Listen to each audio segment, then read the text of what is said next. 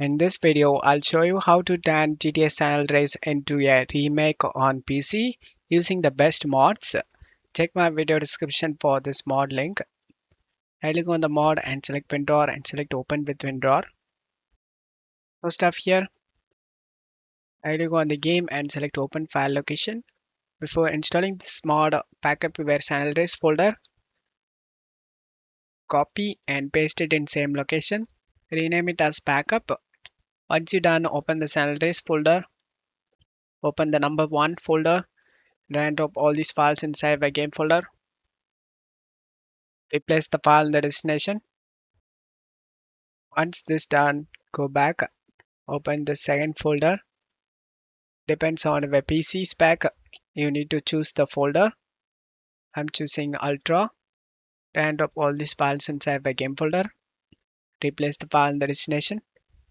And then now you need to find 14,000 KB file. Right click and select show more options.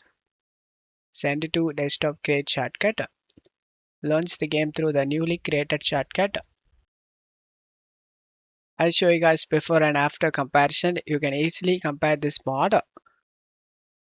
And now I show you guys how to use the trainer. Press the F2 in the keyboard and turn on the num lock in the numpad and use the 2 and 8 key to choose options. To select options, use the 5 key in the numpad. To go back, use the 0 key in the numpad. Now go to vehicle options, vehicle spawning, cars. Select the car you like to spawn.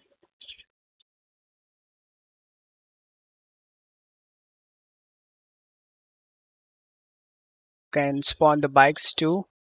Select the bike. Every bikes are changed to a different model. Press the F2 to close this menu. And as you can see, the bike. I hope this video helped you. If the video helped you, don't forget to leave a like and subscribe. Thank you.